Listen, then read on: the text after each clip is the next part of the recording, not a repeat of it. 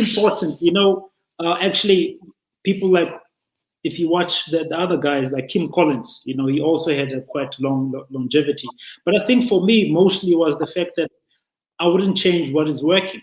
If something, if the strategy is really working for me, I would just want to improve on that and not change it. Why change something that works? And also just being able to take care of yourself. I think that's very important, especially when there's so much noises and so much things that you can do, especially when you were a young athlete. When I was a young athlete, I tried to stay away from all the noises and everything else that comes with it, and just stay on the field, stay training hard and just believing in the goals and not try to divert my energy into other things. Also when you are young, it's easy to go out partying all the time and just and lose the time that you can actually use as to become a great athlete, because that takes away from you. As an athlete, you need more rest, you need more time. So all of that plays a part. Right. And in terms of, personally, one of my biggest struggles as a jumper is, I think there really, at least in the US, there really isn't that much coaching.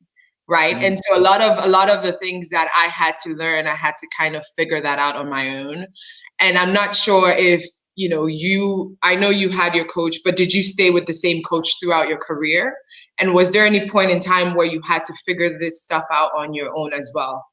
Yeah, absolutely. I hear what you're saying with that.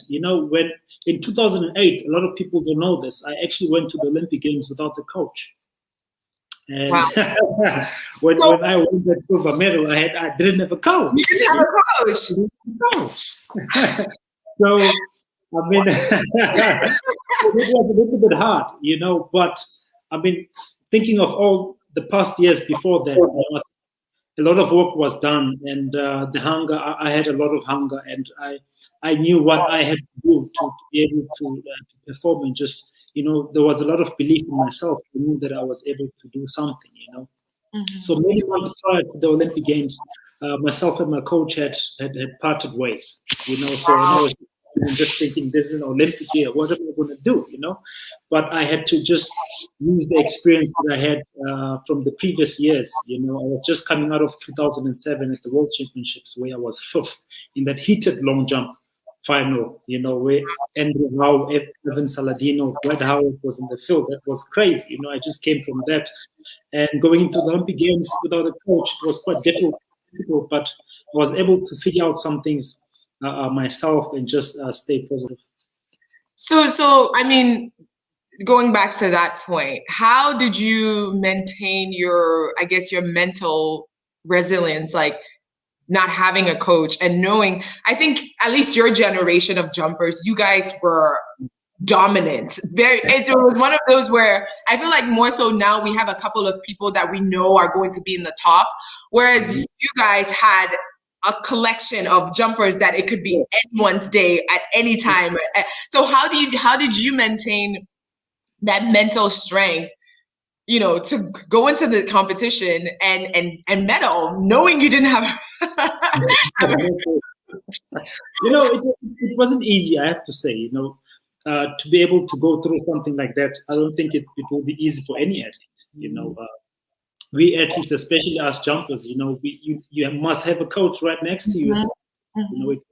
It's an advantage for you. So at that point, it was a little bit of a disadvantage, but I'm one athlete that took since high school. I took meditation and working on my mental aspect quite seriously, and I still do today. So I think that helped me a lot. That I was able to collect myself and just think of only the good things that I can achieve, only the good things that I can actually action out during the competition, and I only focused on that.